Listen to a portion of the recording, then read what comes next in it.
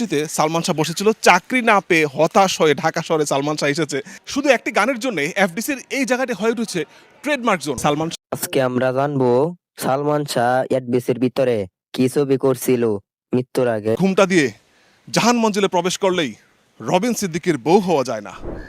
এডবিসি এক সময় জনপ্রিয় ছিল, এদিকে শুটিং, আজ নীরব হয়ে পড়ে আছে। কথায় আছে ভাই, সবসময় তো মজাটা থাকে না। হলো এডবিসির অবস্থা। এডবিসির মধ্যে এমন কোনো দিন নাই যে শুটিং হয় নাই। আজ এডবিসির মতো রয়ে গেল, মানুষগুলো আর দেখা যায় না। একটা কথা সত্যি বলতে জানেন কি, মানুষ দিন যত যায় যোগ এত পাল্টে, কথা সত্য। কতই না শুটিং হয়েছে এই এডবিসির ভিতরে, আজ নিজের চোখে দেখতে পারলাম। না দেখলে ভাই আমরা বুঝতে পারতাম না যে এডবিসিটা যে এরকম ছিল। আসেন আমরা দেখি ভাই কি বলে। মানে গানটা শুরুটাই হয়েছিল এই ব্রিজ থেকে। সবার জীবনে প্রেম আসে। বর্তমানে এই যে ব্রিজটি, এখানে শুটিং করার তো উপযুক্ত নাই। আমরা যদি কাছ থেকে দেখাই, একেবারে ভাঙা জীর্ণশীর্ণ অবস্থা। মানে এখানে নায়ক নায়িকা দৌড়ে যাবে দূরের কথা, এখানে সাধারণ মানুষ হাঁটবে সেই উপযুক্ত অবস্থাও এখন নেই।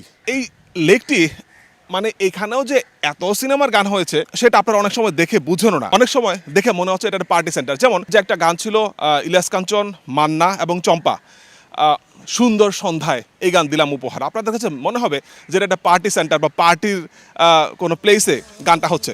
কিন্তু আপনারা যদি একটু ব্যাকগ্রাউন্ডটা লক্ষ্য করেন, অন্ধকারের পিছনে দেখবেন যে এটি হচ্ছে এই লেকটি। এটি হয়ে যায় কোনো সময় পার্টি সেন্টার, কোনো সময় এটি হয়ে যায় বাসর ঘর, আবার কোনো সময় হয়ে যায় পার্ক। এবার যে পানি কিভাবে বাসর ঘর হয়ে যায়, একটা সিনেমার উদাহরণ দিচ্ছি। সিনেমার নাম হচ্ছে প্রিয়জন, অভিনয় করেছিল সালমান শাহ এবং শিল্পী, এবং সেখানে একটি জনপ্রিয় গান এ জীবনে যারে চেয়েছি। আপনাদের কাছে মনে হচ্ছে যে এটি একটি বাসর ঘর, কিন্তু লক্ষ্য করে দেখবেন যে এই যে সেটটি বানানো হয়েছিল ফুল দিয়ে, সেই সেটটি মূলত এই পানির উপরে। এ জীবনে যারে চেয়েছি। আমার পিছনে যে ছাউনিটি দেখতে পাচ্ছেন, এটিও ইউজ হয়েছে বিভিন্ন সিনেমায়। একটা বিখ্যাত সিনেমা স্বপ্নের নায়ক, এবং সেখানে ঠিক এই পাশটিতে সালমান শাহ বসেছিল, চাকরি না পেয়ে হতাশ হয়ে ঢাকা শহরে সালমান শাহ এসেছে এবং তারপর এখানে বসেছিল। এবং এই সামনে দিয়ে একটি স্মাগলার দৌড়ে যায় এবং যাওয়ার সময় এখানে একটি প্যাকেট ফেলে দিয়ে যায়। সালমান শাহ খুব সরল মনে সে প্যাকেটটি তুললো এবং তারপর তাকে সে পুলিশ ধরলো, মনে করলো যে সেই স্মাগলার সালমান শাহ নিজেই। এবং সেই দৃশ্যটি শুটিং হয়েছিল ঠিক এই ছাউনিটির উপরে। এখন অবশ্য এই ছাউনির নিচে একেবারে বস্তা, বিভিন্ন অনেক গিঞ্জি অবস্থা, শুটিং করার উপযুক্ত না। কিন্তু একসময় এই ছাউনিটি ছিল এইখানের কেন্দ্রস্থল।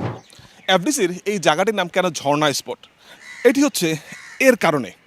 একসময় ওই পাশ থেকে পানি গড়িয়ে গড়িয়ে পড়তো এবং সেই পানি পড়তো এই ফোয়ারার মধ্যে। এখন অবশ্য এখানে কোনো শুটিংও নেই,